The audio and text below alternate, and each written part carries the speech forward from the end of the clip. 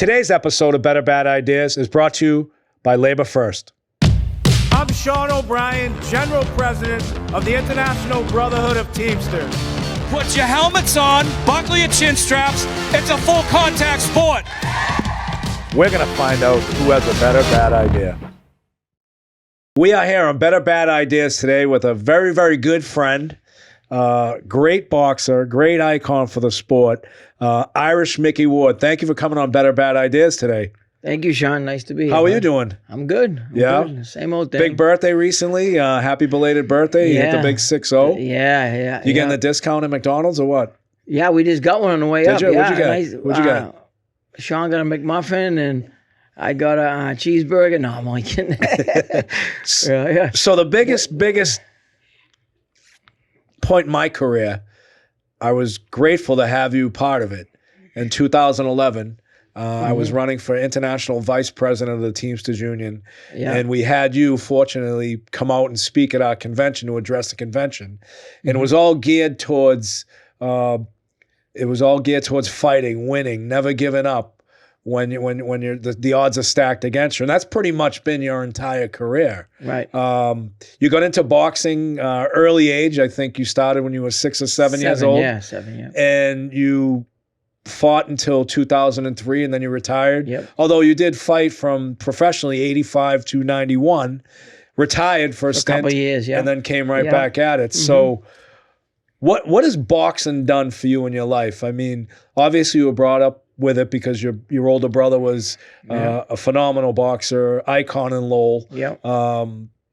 Notoriously known for other things, and we laugh about it now. Right, yeah. Right? But you know, what was it like growing up in Lowell, following in the footsteps of Dicky Eklund? It was good. I mean, like I liked baseball and football better than boxing when I was younger.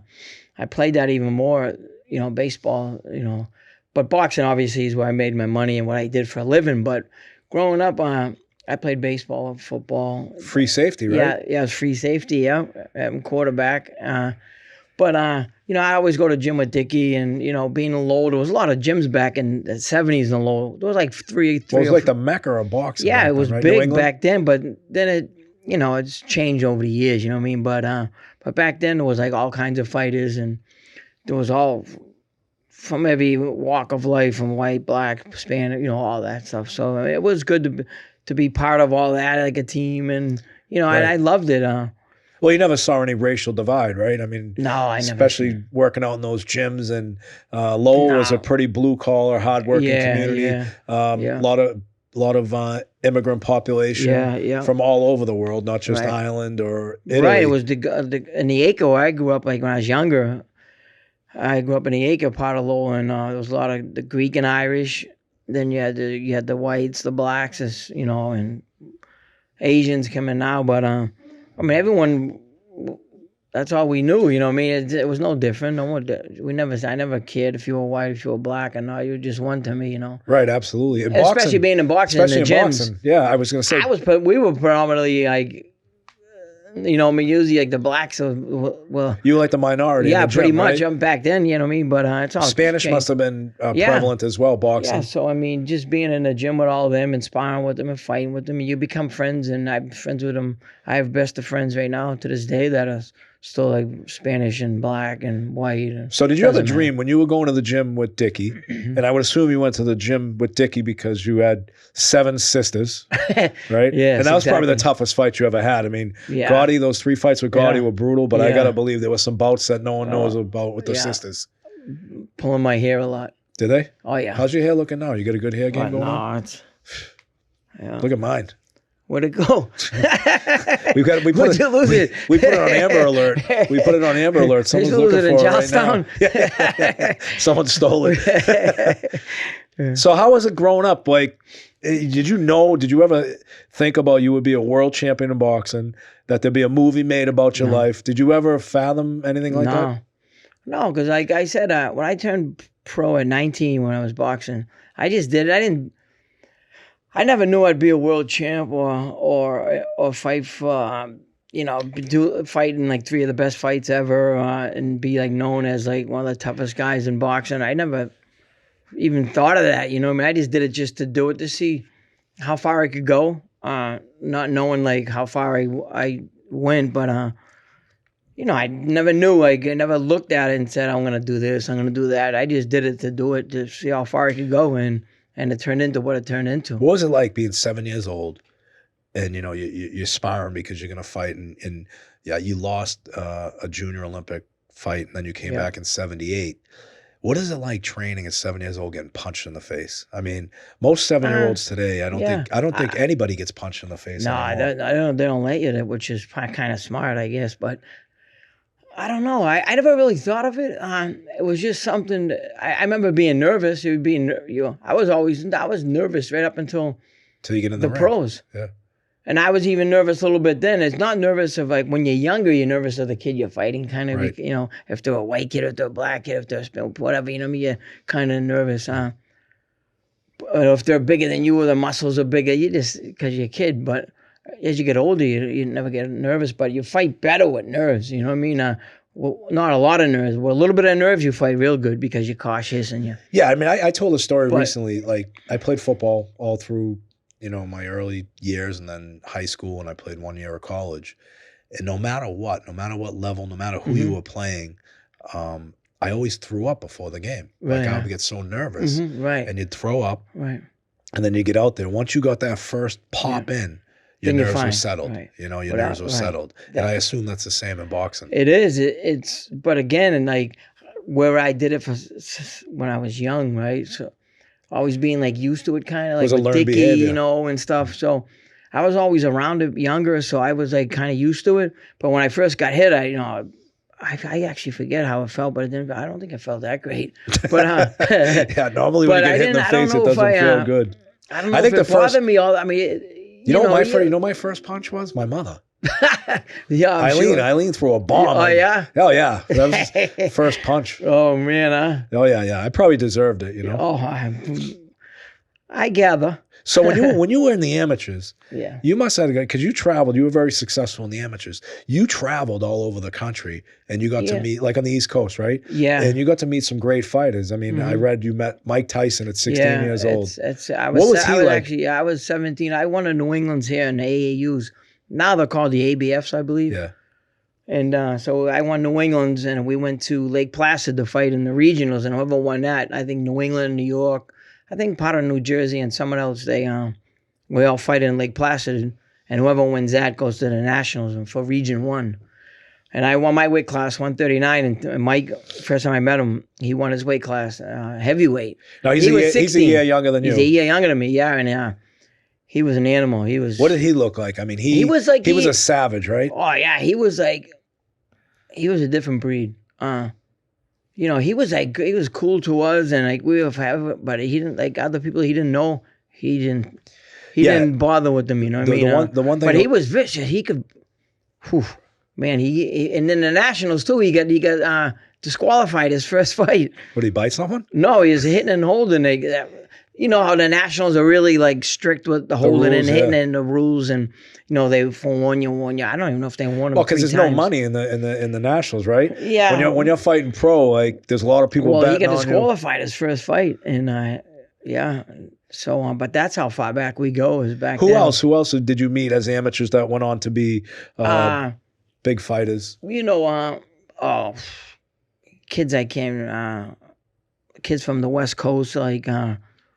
Paulie Ayala, kid like that. Him, the kid I lost in the Nationals. I won my first fight in the National. I lost my second in ABF Nationals to a kid, Zach Padilla. He ended up winning the Nationals that year. Mm-hmm. He won the whole weight class. Right. He ended up winning the world championship. But boxing for all the heavyweights, like heavyweight back then. Heavyweight division was huge back then. I mean, you had. It's always been like you had like Larry Holmes at that time. Yeah. You had George Foreman. Yeah. You had great Jerry Cooney. Mm-hmm. You had all the guys from like Dwayne Bobbitt back in the 70s, like in those guys, and like you said, Larry Holmes. You had Ken Norton. You had like all them guys, and the heavyweight division was boxing back then.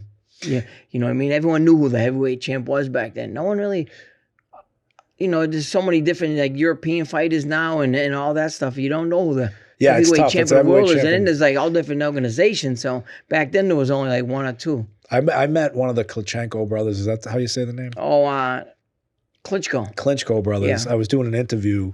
In Washington D.C. a couple of years ago, and it was just right about when Russia invaded Ukraine, and he was in the United States. That guy is massive. Right. I mean, 6'6". He's probably a big guy. about 235 pounds. And him and his brother. I remember looking at him sitting in the green room waiting to go. CNN, I think, was interviewing us, or MSNBC.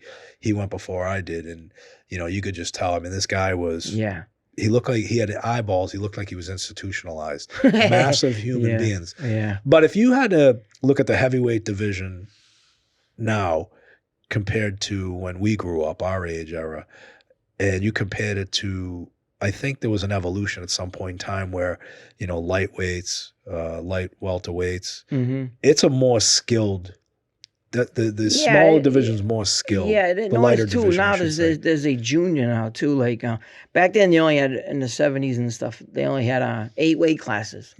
Now they have they only had like I think it went featherweight. I mean, it went flyweight, bantamweight, featherweight, lightweight, welterweight. They didn't have junior welterweight. Welterweight, middleweight, light heavyweight, and heavyweight. So I think it was 8 or 9. Right. That's it. Now there's like junior weight, but how it's. So boxing has always been controversial. Yeah, right? I mean, as far as the money, the boxers getting paid, the promoters getting paid, the entourage is getting paid. Yeah. And probably the one person that jumps out in my mind who has given boxing probably the worst name has been a guy named Don King. As far as, right. When you were coming up, I mean, that was at the heyday of fighters getting extorted, exploited, not getting paid. What's your experience with that? I mean, you turned pro in 85. What was the money you were making back then? No, I made like back then it's, and don't forget I wasn't a big name, or I had no name actually, and, no Olympic experience like that. I fought a national a couple of times, but no like international experience and all that. So it was hard with me. I didn't have, like I said, I didn't have a big name, so it's tough coming up like that. You know what I mean? It's all different because now there's so much money involved, and there's so many promoters, and like you're saying, Don King.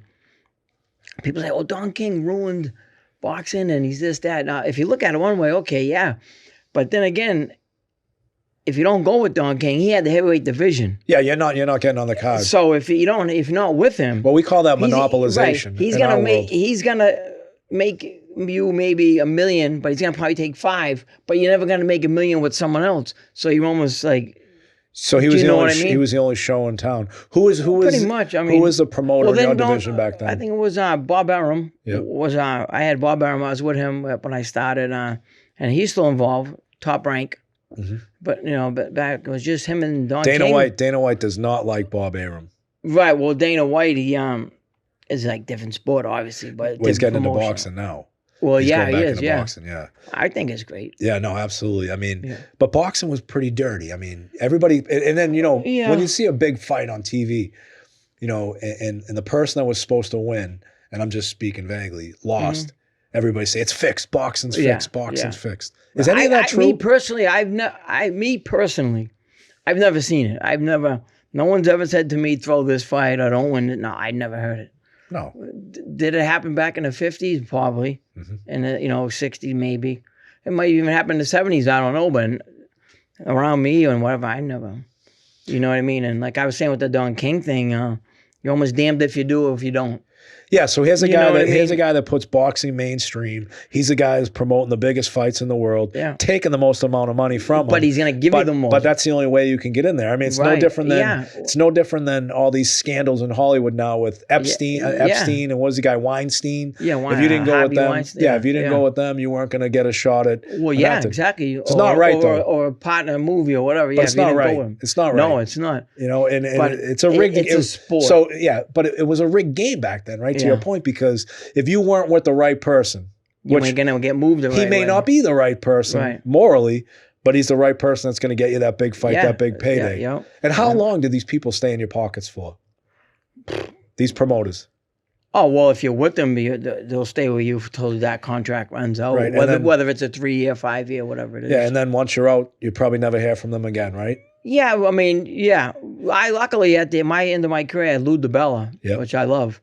And Lou told me what he's going to give me and all that, and he made it come true. And I respect Lou so much because Lou, to this day, he'll call me for my birthday. On my birthday, you know what I mean? And I've been retired since 2003, and he still calls me, to say happy birthday, you know what I mean? That's because, it's like anything else in life. Once you're on top and you're doing well, everybody wants to be a friend. Yeah. When you're not on top anymore and you can't do anything for anybody else, and they forget to offer them, they can't make nothing off you. Yeah, they can't make any money off you. Yeah. The phone stops ringing, right? Which is unfortunate, but that's society, not just boxing. Yeah, well, you look at it like it's part of the game. This episode is brought to you by LaborFirst, the leader in healthcare navigation and advocacy for plan sponsors, union members, and retirees. Navigating healthcare isn't easy, especially when it comes to Medicare, and it shouldn't fall on our retirees' shoulders alone. That's where LaborFirst comes in. They work one-on-one with members to help them understand their benefits, resolve issues, and get the care they've earned. From answering tough questions to fixing billing problems, LaborFirst is in your corner every step of the way. No call centers, no runaround, just healthcare advocates who care. LaborFirst was founded by a proud Teamster son and grandson. For over 60 years, his father and grandfather led Teamsters Local 837, now Local 107 in Philadelphia, with pride, purpose, and grit. That same union spirit runs through everything LaborFirst does today. And LaborFirst is headed to IF's Annual Employee Benefits Conference in Hawaii, November 9th to 12th, and you can find them at booth 701. They would love to connect with you. Swing by their booth to spin the prize wheel, get some snacks, and chat with an advisor about how they can support your union. Visit LaborFirst.com to learn more. That's LaborFirst.com. This episode is brought to you by Catches Law Group, proud advocates for injured workers and their families since 1986. If you've been hurt on the job, navigating the workers' comp system can feel like fighting an uphill battle. That's where Catches Law comes in. They've recovered over $3 billion for hardworking people just like you, and they don't back down when your rights are on the line. They know what it means to stand shoulder to shoulder with unions and workers across the country. Because at Catches Law, it's not just about compensation, it's about justice. To learn more, go to catcheslaw.com. And I've got to tell you, I've had the opportunity for 30 years to work side by side with Catches Law. They work tirelessly to make certain that working people that are injured at work get the justice that they deserve. They tirelessly work and advocate not just for the person injured at work, but also their families. There is no better law firm in your corner when you're injured than Catches Law. To learn more about catcheslaw.com, visit their websites. That's KECHESlaw.com. So part of boxing, and I think we talked about this one time, is everybody assumes that, boxing, the damage you get in boxing is from the big fights and the main events that you fight in. But a lot of the damage that boxers are facing now, it's from sparring and training, right? Yeah. And what was your training regimen like? I mean, because there's no one that trained harder than you. No, I trained very hard. No one that sparred more than you. I sparred hard. I used to like to spar hard and guys that were bigger. And I always did this from a young age because I was more advanced because of what Dicky and stuff. So I would spar bigger kids and get punched and all that. And I'd be hurt, but I wouldn't say it because when you're younger, you don't want to show fear or hurt because you know what I mean. Right. You don't want to show that because he's scared, he's hurt. You know what I mean?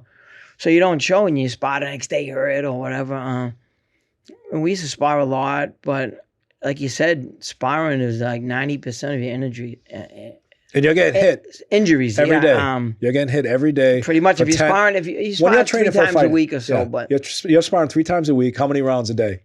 Well, it depends. If you're an amateur, you don't spar that much, many rounds or whatever. But as a pro, you can spar anywhere could be from 4 rounds to like 8 rounds. A day. Or 10. Right. You know what I mean? Yeah. Well, every other day or whatever. Right. So if you're doing 3 10-round sparring sessions, getting ready for a fight. You're doing 3 6 to 8. Then you go do a 10 maybe at the end. You're basically doing 3 fights a week before the fight. Well, yeah, and if you spar, I used to like to spar like I was going to fight. In my eyes, if you spar easy, then when you get hit in a real fight, then you're like, holy fuck, you know what I mean? It's like all of a sudden you get nailed, bang.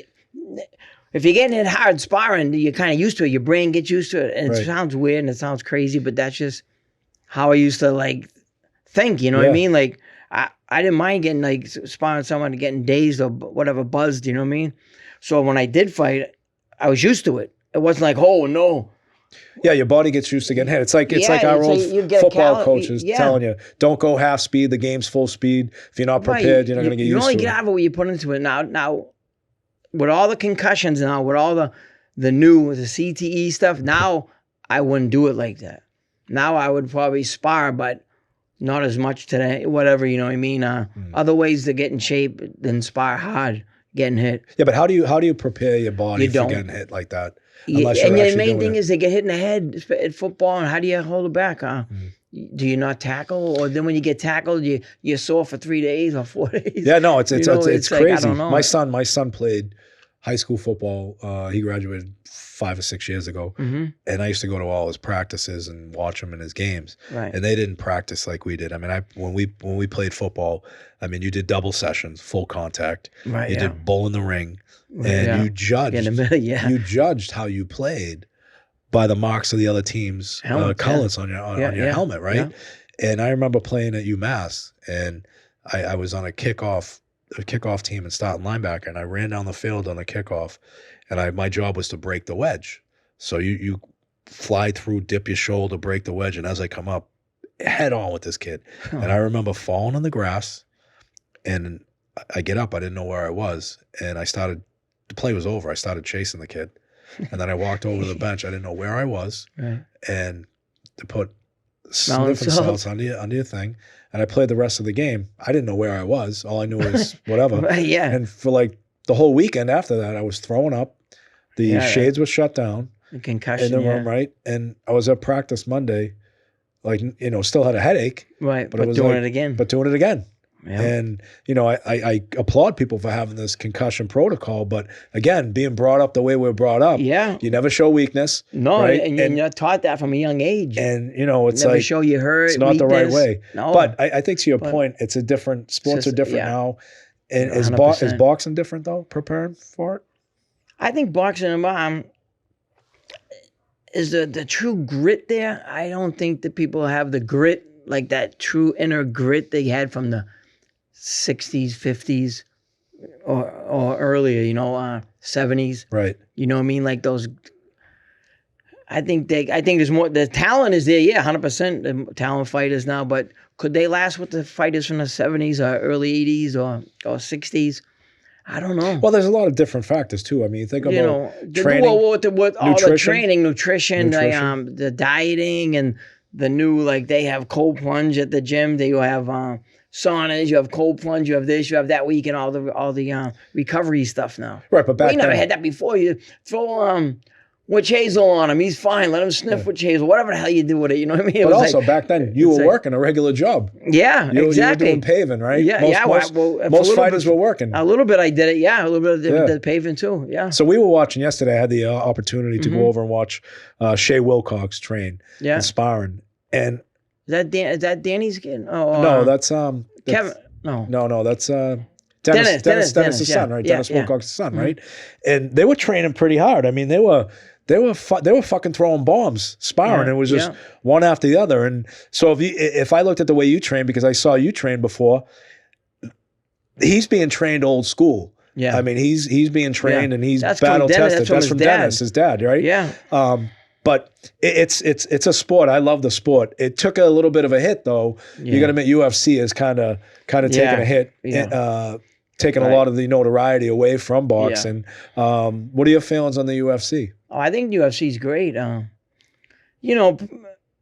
it is like you have real competitive fights. Like, see, there's so much money involved in boxing that you get the same amount of money if you fight the number 1 guy or the number 10 guy. So.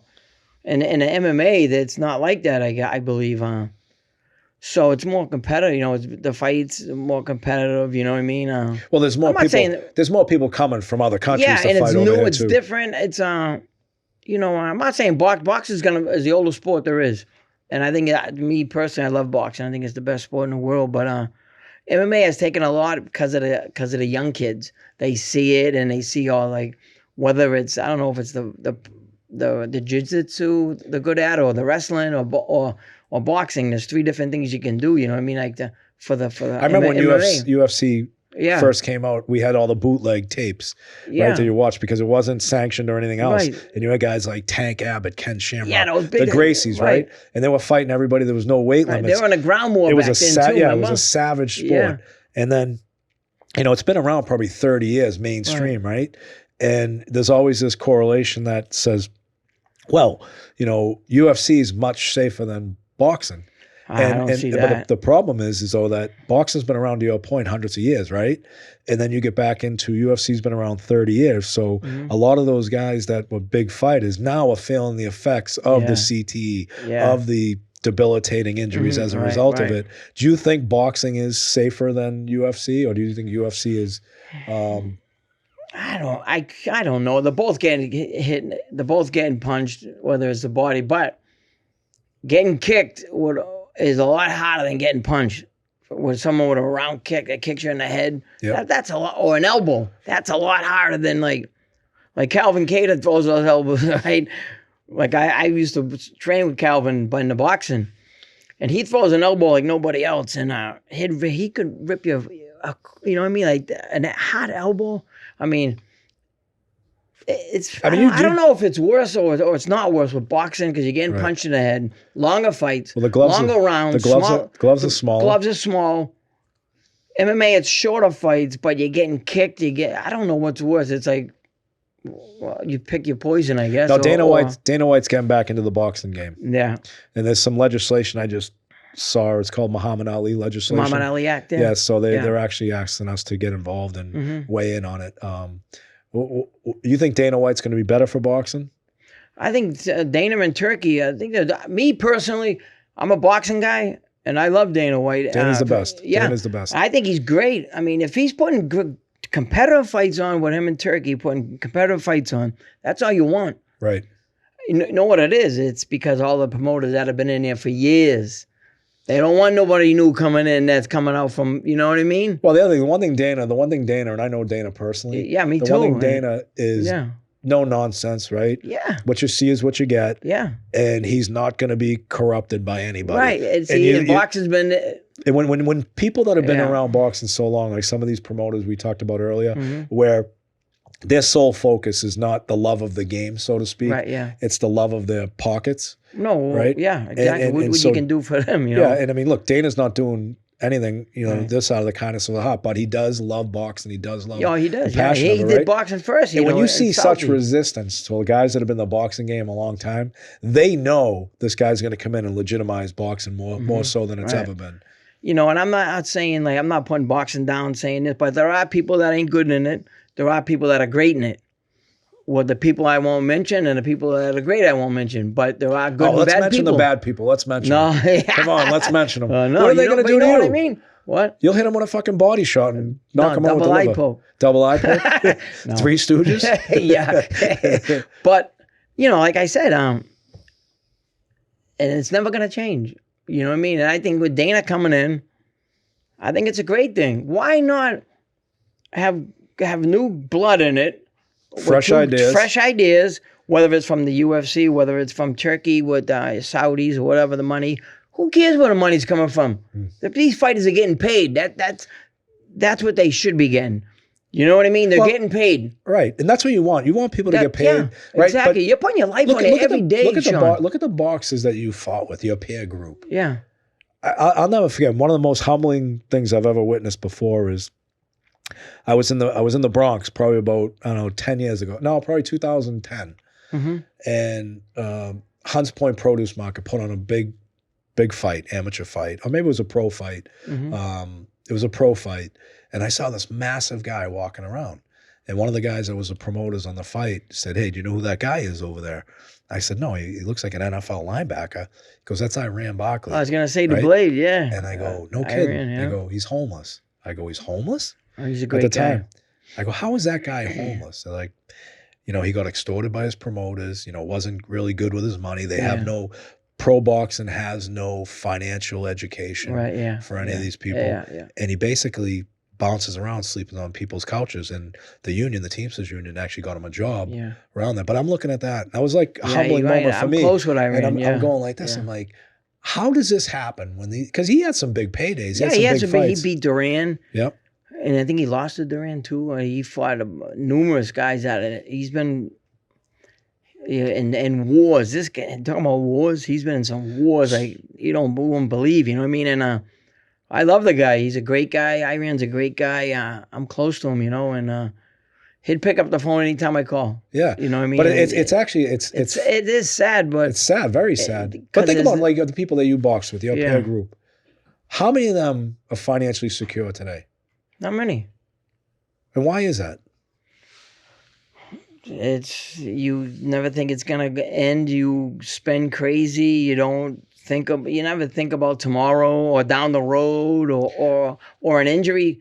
You could have a lot of money, but you get injured and then you're not doing that no more. So then you spend whatever. If you're not working, you know what I mean? And when you think about it, a box is an independent contractor, right? Yeah. You're working for yourself. Well, yeah. You're working for yourself, so you have a manager who you hope is managing your career and your finances the right way. That's where you get screwed right? too, yeah. And so as an independent contractor, in the real world, which I'm not a fan of independent contracting at all. I think it's a scheme where people get fucked out of money and everything else. And boxing's the same way. So you're not only preparing for fights, you've got to pay for your training, you got to pay for your nutrition, you got to pay for everything. And you're putting all your faith in someone that isn't getting in that ring, taking a beat, and supposed to be managing your career and managing your finances. The trust thing, And trust. I mean, you were a victim of that, right? Yeah, it's pretty much, You were a victim. I mean, what was the guy's name? I don't really say. No, I'll say the name because I know them. I think it's criminal. You and I have had this discussion. Yeah, we have. And we always argue about it because the guy fucked you out of money, and they walk around like there's nothing wrong. Yeah, you know it is. Sean, I live and learn. You know what I mean? Yeah. It is what it is. But it's not right. No, it ain't right, and it shouldn't be that way. Think if you extorted someone out of money. You, Micky Ward, a citizen. You fucking scammed someone out of money. You had alleged home improvement business. You scammed someone out of money. Guess what? They're picking up the phone. They're calling the cops. You're going to jail. Well, you know, of course. Well, but why doesn't this happen to these people that fucking? Well, you know that if you do say something or whatever, I never did. It's a fighting thing. I never took that, or I never did that. But it's not hard to figure out, Mick. You made $1 million on a fight. Right. You paid X amount for your training. You paid X amount for this. Here's your expenses. Where's the rest of the fucking money? No, I know. Where's the rest of the money? You know? Yeah. I mean, it's just criminal. It aggravates because it's what we do for a living. Me and you have had this argument before. Yeah, we have. I'm like, why don't you go beat that fucking guy up? I know. His last name begins with an L. Yeah, right? Sean, yeah. All right, yeah. He's right, yeah. You know what I mean? I'll say it. I'll say his initials. No, I know. Lanano. Anyways, but it's criminal. But if anybody acted that way in business or anything else, they'd be indicted by the federal government and they would be prosecuted. These boxers, I mean, especially your age group, when you look at, or your peer group, when you look at all the money that was made, right? You know what's crazy about that is I'm great friends with his son. He's a great guy. Yeah. Frankie's a best kid in the world. You know what I mean? And it's sad. It's just a sad story. Yeah, no, and it was in your movie. So it's not a secret. It was in your movie. Yeah, it was in your movie. So you're not bad-mouthing. No, right, exactly. It sucks because that's what happens when you see things like that shy people away from like boxing or someone that wants to help someone or whatever. But you know what's frustrating to me? Like, so you look at things like addiction, right? Or you look at bad situations in life. And when you're a victim of a bad situation, when you want to cope with it and you want to deal with it, you advocate against it. I haven't seen that in a lot of these boxes that have been screwed over the years, advocating for financial literacy or advocating against going with a lot of these crooked and scamming promoters. Because they're caught in that web of like lies or so-called trust, or they don't want to be that person to whatever, you know what I mean? That guy that brings someone out or talks about something. They don't want to be that person. Well, you're not bringing them out. You're stating facts. I mean, yeah, right. But in their mind, if they say something, they're not going to get this fight or they're not going to get that. All right, so I got a bad idea. Let's start advocating on crooked boxing promoters and legitimize it, call them out, And I mean, you could make a whole career out of this. Yeah, that goes with anything too, though. Oh, absolutely. Right, But most things have consequences for people that it does, have bad behavior. But there's so much money. All right, so what we're going to do today on Better Bad Ideas, right? We're going to create a new niche business for Micky Ward. It's a better bad idea. We're going to start doing deep dives on bad boxing promoters and make sure fighters get paid what they're supposed to get paid. Well, that's the thing is, after all these years, you would think that there would be and I'll be the first one to say it. I'm not probably the first one to say it, but to you, I'm saying it. You put like an insurance thing for fighters that fight the whole life for these people or whatever, right? And you pay and you get millions and they take millions from you, whatever. When you're done boxing, you have no health insurance. Well, that's why you should unionize. There's no right. Why don't they? Why? Because they're not. They're not gonna get that money. These promoters ain't gonna get this. If you have a union, they're not gonna get. They will get money, but not gonna be able to screw you. But they'll get money, right? Right. But they won't get this amount of money. They may get this amount of money, which is still a lot of money. Yeah. Right. And I think like any sport, you look at NFL. Mm-hmm. They've got a union. They've got right, exactly. They've got health insurance. They get retiree. They get retiree medical. Right? Might not be the greatest, but they have it, and that's a short career. That's probably shorter than boxing. Most definitely is 3 to 5 years, right? And then you've got the NBA. You've got the Major League Baseball. There should be a mechanism to be able, if you qualify for X amount of fights, yes, exactly. You're eligible. There's got to be a qualifier. There's got to be a quote, not a quote, but a criteria of how many fights you have, how many championship rounds you fought. Not every fighter should get it because anyone can put boxing gloves on and fight pro. Right. No, not anyone. If you got to qualify, be in a top 10 of the world or top 20 or win this title or whatever it might be. You know what I mean? I don't say every single fighter should get it. No, but people that have had big fights and brought in all these millions, they should be able to get something at the end of this. You know what I mean? There should be like a retirement type of thing for these people. Well, yeah. I mean, there should be. You know what? You know what's a good idea? A better bad idea? These promoters, forget anything else, but these promoters that are making so much money. Think about when you got your biggest purse was what, $1 million?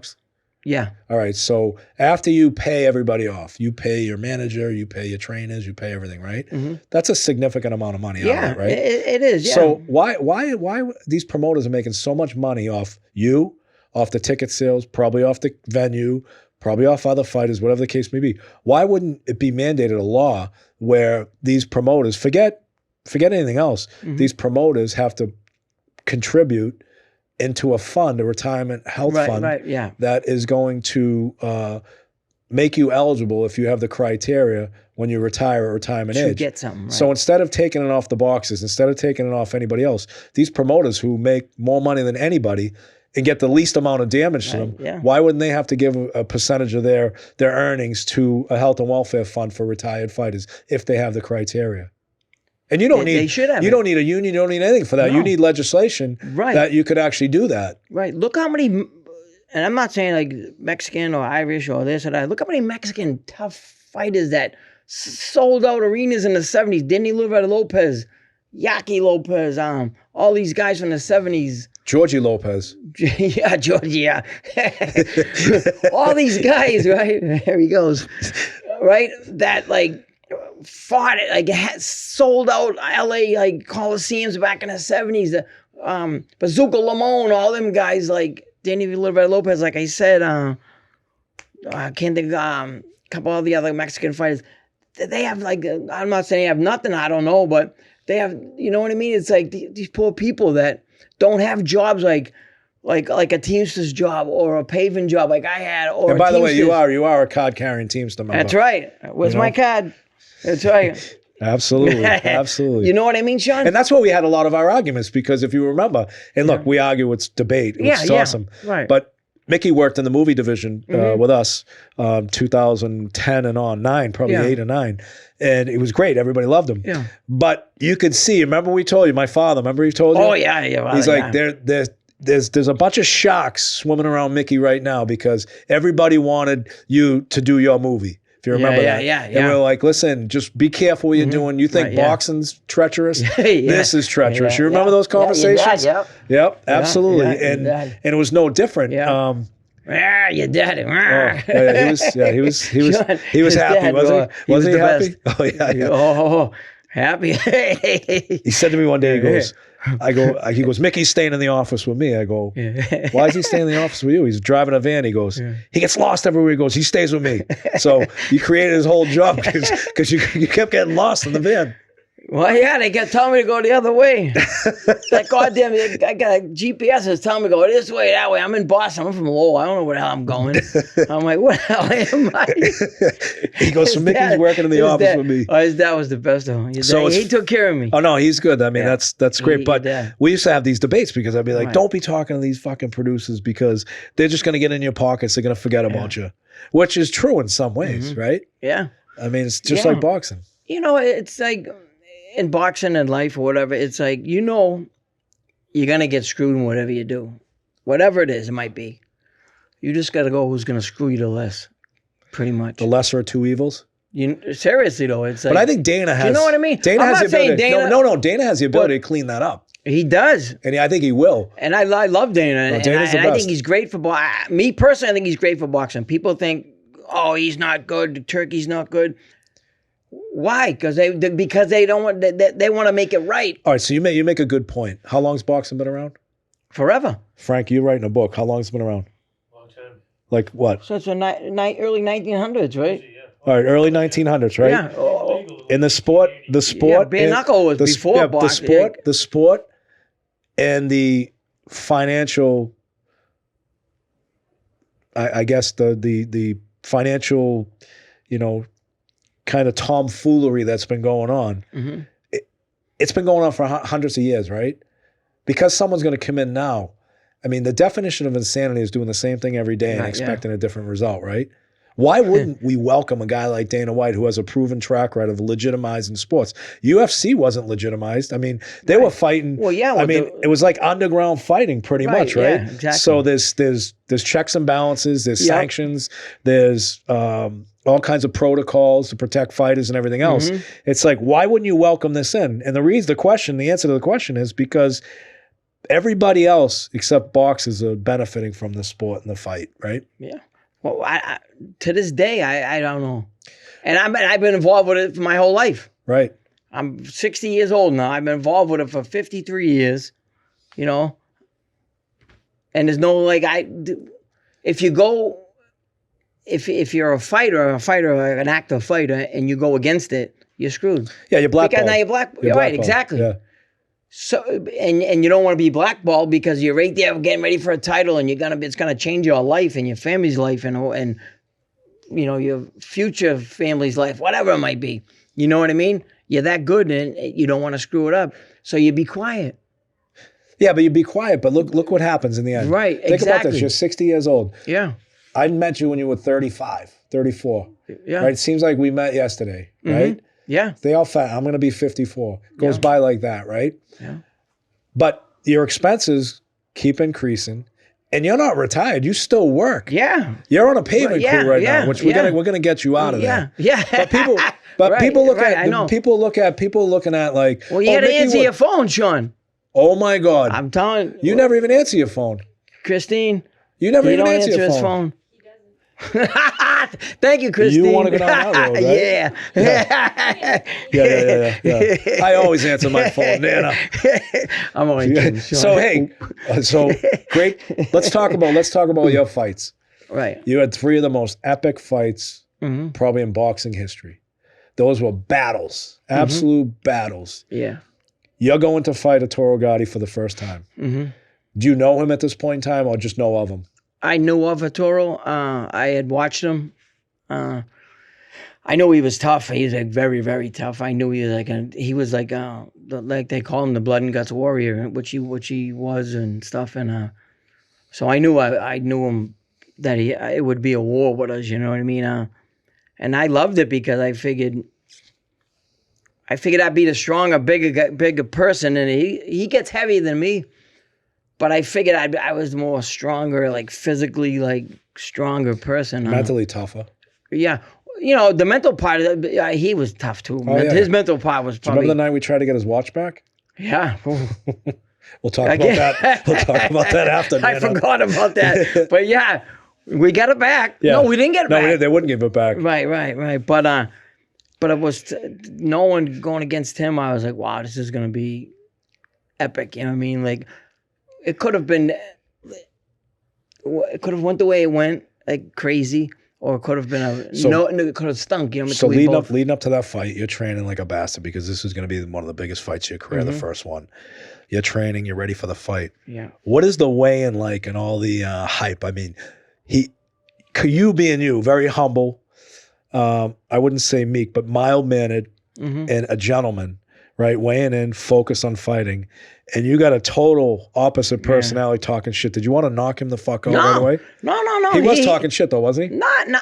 He was confident. He knew he think. Do you like confidence? He knew he could beat me. But honestly, Sean, and I would tell you, and I'll tell you, I have no problem with it. No, he was fine. He respected me. Like he was confident. He knew he could beat me. Well, he thought he could beat me. Right. But he never like said something bad about me, or he just thought he was going to beat me. It was this kid. I'm going to beat him, Mickey. I know he's tough, but I'm on a different level. He said, whatever. But he never like was come to like fighting or arguing before. No, we were always like cool. I could shake his hand and still try to kill him. Yeah. You know what I mean? Or look at him and that happens to me every day at work. Every fucking day. Every day. I just gotta worry about the knife wounds in the back. You know what? Better than me. You know what I mean? Yeah. So, but I knew it was going to be a war. So he never did that with me. When you go into that first fight, the first round, I mean, that was a fucking battle. Yeah. I thought someone was getting knocked out. Like, but I knew I was ready because I asked my nephew Sean. I ran my ass. I'd run like, and no one knows. 2-3 weeks before that first fight, I partially tore my bicep. Right. Throwing a hook to us, a Spanish kid from New York. We flew in, and I did it. Wasn't it, Sean? 3 weeks or whatever before. 2.5, 3 weeks, and I didn't spot him more after that. I hit the pads hard. I hit the pads and stuff, but not like hard because I couldn't. My arm was it still hangs down here, Sean. My muscle.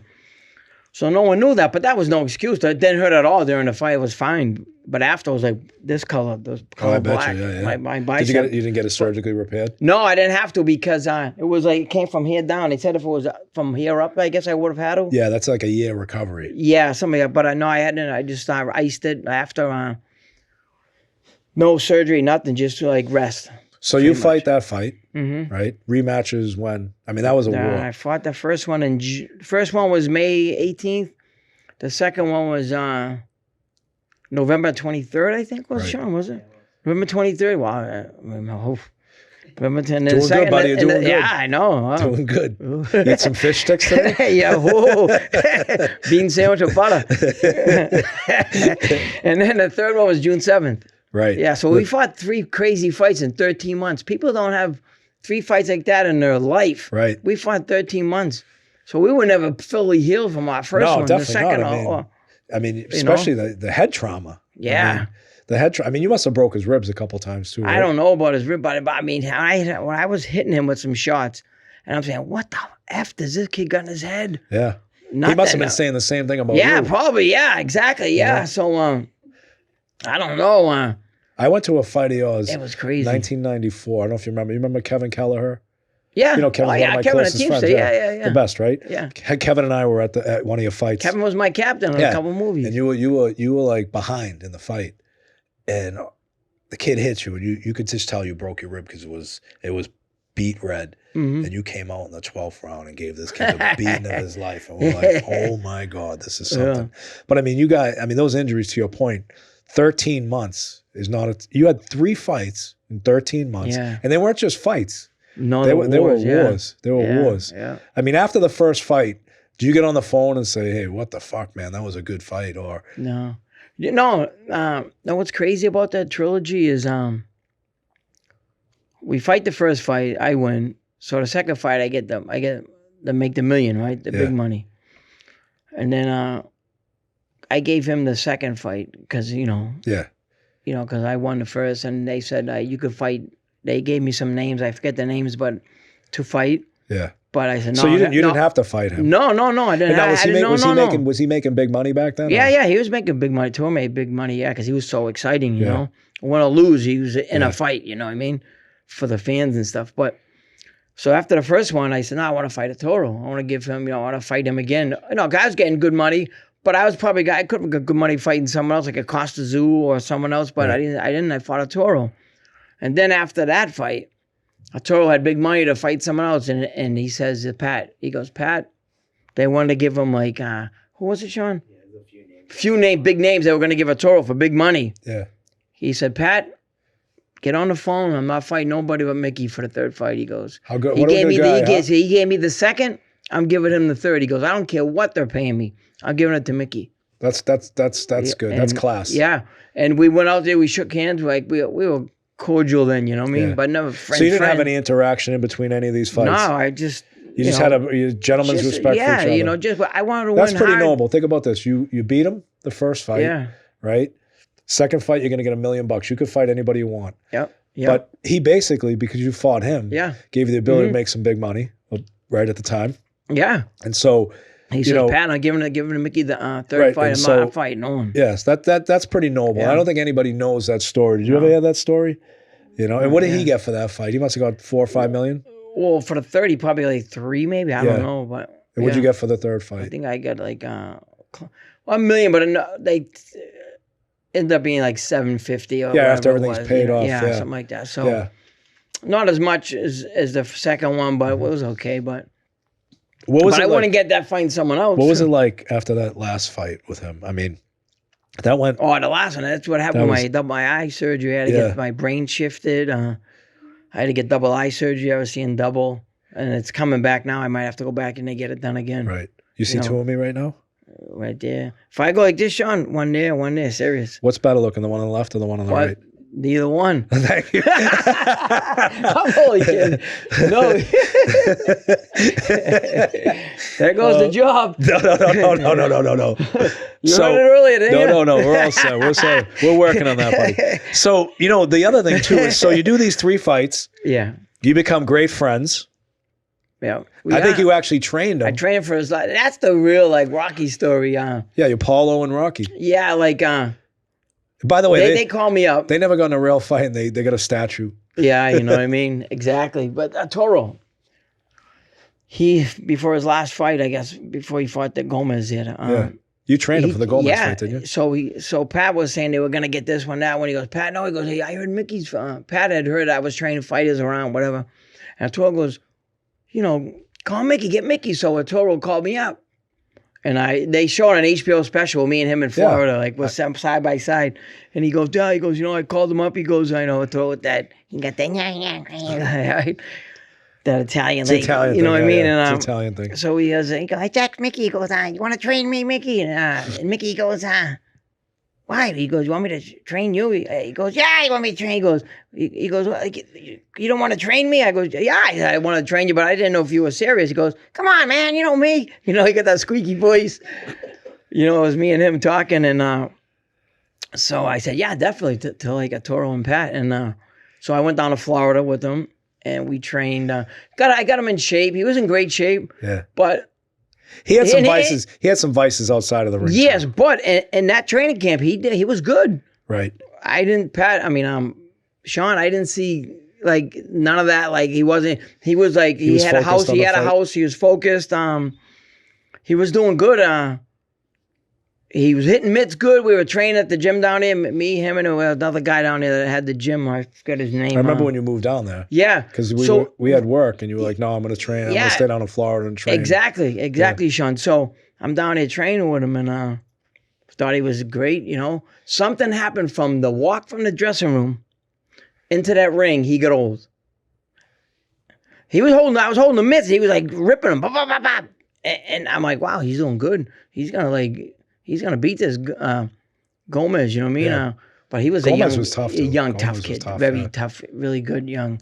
And I think at this time, Gaudy's like in his mid to late 30s. Yeah, he didn't have it. And When he got out there, and I'm like, what the fuck? So that walk it wasn't the same though. From the walk from the dressing room into the ring, he got over. What do you think it was? Do you think he like knew that was it? Just I think everything caught up to him. I think Yeah. Pat. Pat, Sean. Everything caught up to him. You know what I mean? Because I mean, not to get into his personal life, he's deceased, but he ran a tough paper route outside the ring. Yeah, he did for his younger life, and he ran a tough paper. What I mean? Route. Yeah, I remember the story. Yeah. You, Arturo, myself. We went to remember we went to the fights at the Roxy. Yeah, and he leaves us. That was my fight night. Remember he left us. Yeah, he left us. He wanted to go somewhere. He wanted to go somewhere, right? He went somewhere. Yeah, and then strip joint. Yeah, and then he tried. Then he tried. This story just came up the other day. So he tried to get into. If you remember this, he tried to get into. This is a good story, typical. And if you saw Arturo Gotti, huh? Yeah. I mean, he's not intimidating looking on the street in clothes, right? No, he's my height, 5'8", whatever. Same size as us, right? Mm-hmm. So he's trying to get in. And we weren't there. We were like, where did he go? Yeah. Where did he go? He just left. Because he was with us earlier in the night. And then he leaves, and you left because you couldn't find him. And I left, and whatever. We left. Next morning, he calls me up. He goes, hey, Arturo got beat up last night. I go, what are you talking about? And he said, yeah, he went to the strip club, and then he was trying to get into this bar, right? And he walked up to the bouncer. The bouncer was a big connected guy. And the bouncer, like, he tried to sucker punch the bouncer. So they ended up getting in a fight, and somehow they took his watch, which was worth about 60 grand. So Nana calls me. Yeah. He's like, hey, he goes, Arturo got in a fight last night. I'm like, with who? Like, we were with him. Yeah. And then he left. Like, we thought he disappeared. Yeah. And he's like, yeah, he went over this place. And so I made some calls, and they're like, oh, yeah. I said, we need his watch back. They're like, yeah, we didn't see no watch. And that was it. That was the end of it. So, he was a good guy though, but a character. Yeah, absolute character. He was. So let's talk about after those fights. I mean, you rise to prominence. You're at an all-time high as far as popularity in boxing. You're like the face of the blue-collar boxer. You fought 3 wars, and you're retired now. Doing a lot of charity work at the time, and then we're doing. You come to work with the Teamsters Union. Yep. All the while, Hollywood is trying to get the rights to your story. You settle on whoever bought your rights. Yeah. You end up filming the movie. The movie gets filmed. Yeah. And I think, Mark. Mark Wahlberg gets it. But I remember you and I were like, I'd go up to the set to see you guys, and you were a technical consultant. Dick Eklund was a technical consultant, but he showed up day one, got paid, and never came back. Oh, my back. Oh, my back. Yeah. Oh, my back. You got anything? Yeah. But I think they just paid him to go away, right? I know, yeah. He is a funny bastard. He is. So that movie obviously depicted one aspect of your life, growing up, family structure, which, you and I were at the premiere together. And, I think probably there's a lot of fiction in part of that stuff. But I mean, like times were off a little bit, like dates, fights, or but a lot of the real stuff was real, like I mean, like with the family. Like I mean, the sisters they were bad, but I mean, they didn't like Charlene and this and that, but it wasn't as crazy. I like Charlene, but you got to make a movie, and it's got to be like that. Did that bother you at all? No, I mean, a little bit, but I mean, it's a movie. Yeah. You know what I mean? Some of them were mad, some weren't, I got some FUs and some not, but I mean, it was. They didn't pull your hair again after that, did they? No. So you shoot this, and the movie gets shot, I mean, the movie killed it, crushed it. Crushed in the box. Mark was in great shape, played a great character. Mark did a great job. Christian Bale, phenomenal, show, phenomenal. Yeah. And I remember at the premiere, you had all these people showing up. Chuck Zito. I just talked to Chuck last night. Yeah. Remember you called him? What'd you call him? Oh yeah, Chuck, he he got mad. Yeah. Chuck, did you tell him you were coming on the show? Or no? No, I didn't talk to him. No, he knows you though. Yeah. Oh yeah. So tell that story. That's a great. So Chuck Zito's being like, he was kind of like your bodyguard for a little while, right? Or traveling around. I was drunk. That's when I was drinking a lot.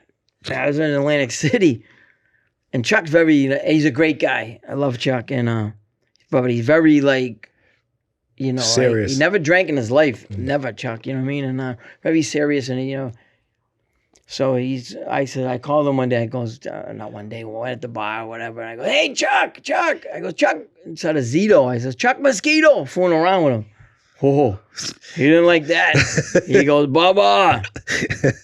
Like his face went from smiling to like, and he went, Bubba.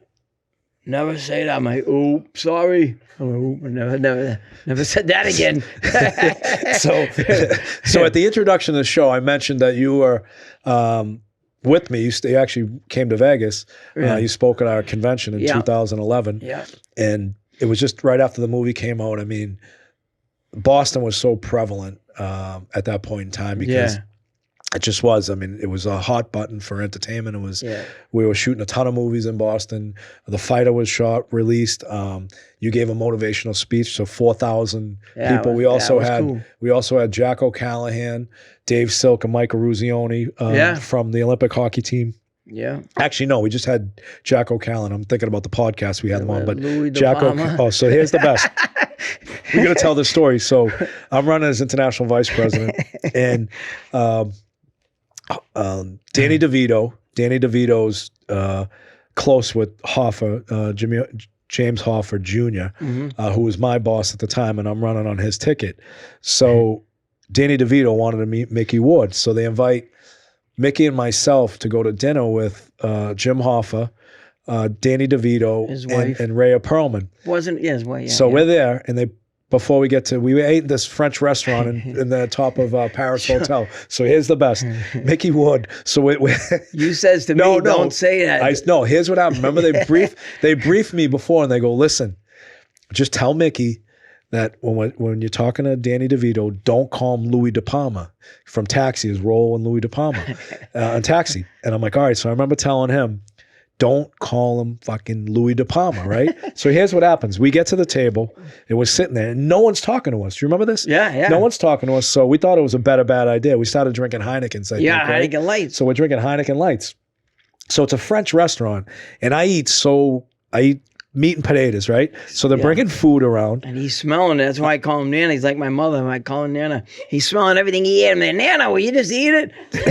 And that stuck since this day. I call him Nana. So they're putting the food around. I'm sniffing it. He's like, Nana, what are you doing? I go, what the fuck are you calling me Nana for? He goes, my Nana, she sniffed her food, all this shit. So when they actually decide to talk to us, right? I mean, think about it. Yeah, I know. We would never ever be, and I'm a huge Danny DeVito fan, right? Yeah. I mean, he was in the movie Hoffa and everything, and you know, my dad knew him a little bit because my dad did some movies with him. So they weren't talking to us. Like, they had their own little conversation. We're like at the little kids' table at Thanksgiving, right? Yeah. And we're laughing. We're like having our own good time, right?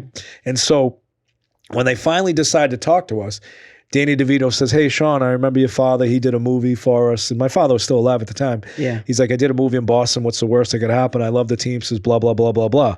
So then he focuses towards Mickey. And he says to Mickey, hey, Mick, I just read an article that you donated your brain to the gonna donate it. Boston University CT thing. He said, was a lot of your damage done from the Gotti fights? He goes, no, Louis. I sparred a lot, Louis, right? And I'm going, oh my God, right? And I kick him under the table. And now by this time, we're about 8 or 9 Heineken Lights deep, right? I kick him under the table, and he goes, Nana, why are you kicking me? I go, you're fucking calling him Louis, right? Yeah. He goes, hey, Louis, I mean, Danny, you know, I got hit in the head a lot sparring, all this stuff. Do you remember that? Oh, yeah. That was the funniest. And what's funny when he got up, he goes, give me a hug. He goes, for anybody else, that'd be bullshit. He goes, I like you. He said, he gave me a hug. Yeah. You must have called him. Everyone just started breaking out laughing. You must have called him Louis 100 times. Oh, yeah, I forgot. Yeah, and I'm kicking him under the, I'm literally. Someone's kicking me. I'm like, what the fuck are you kicking me for? Yeah, Nana, stop kicking me. Nana, stop kicking me. That was fucking hilarious. But that was probably one of the, that is the best. I tell that story all the time. Yeah. And it's the absolute truth. I mean, it was hilarious, you know, but look, what's on the horizon for you moving forward? You're coming to work for us, right? Yeah, maybe. Yeah, we're going to see. Yeah, absolutely. If you answer your phone. Oh, really, Nana? Well, right now I'm doing my thing, like, you know, right now with the asphalt right now. And, you know, I have the merchandise, Micky Ward apparel, and for my nephew Sean, you can go on Box to Burn website. Good. And get whatever you need. I think stuff like that. I think what a lot of people don't realize either, what you do on your own time, and which we're going to be focused on as an organization in 2026, is creating a real substance abuse platform where we can help people with substance abuse, with addiction. And I think you've done tremendous work unsung like you do everything else. Yeah. We have helped a lot of people get sober. I mean, one that sticks out in my mind and is Bean Shooter. Yeah, right? Mike Lee. Yeah. Yeah, you took him down to Florida, got him sober. Yeah. And you've done that for a lot of other people. Yeah. And I think that's just as important as you being one of the best boxers in the world. Right, yeah. But we are one of the best people in the world that I've ever thank met. you. And, you know, it's great. And I'm so glad that you came on this show. Thanks, Sean. Thanks. But I got a couple questions for appreciate- you, real quick, lightning round. Yeah. Best boxer in history. Best boxer in history. If you're gonna go by right, I mean Floyd Mayweather. People don't like it, this, that, but he was undefeated. He never lost, and he fought the best of the best. They say he fought the people older. I don't. I say Floyd because he's undefeated. He fought everybody. Micky Ward versus Dicky Eklund. Dicky. Really? And I would think Dicky young pro maybe, but at the end I think I would stop him. I would not stop him, but I would beat him. All right, here's a tough question. Because you know what it is? Because his condition was never the best as a pro. But as an amateur, he'd beat me. As a pro, I think I'd beat him. Last question. Yeah. Everybody outside of someone that's been deceased and important in your life, who would you, if you could, have lunch with right now?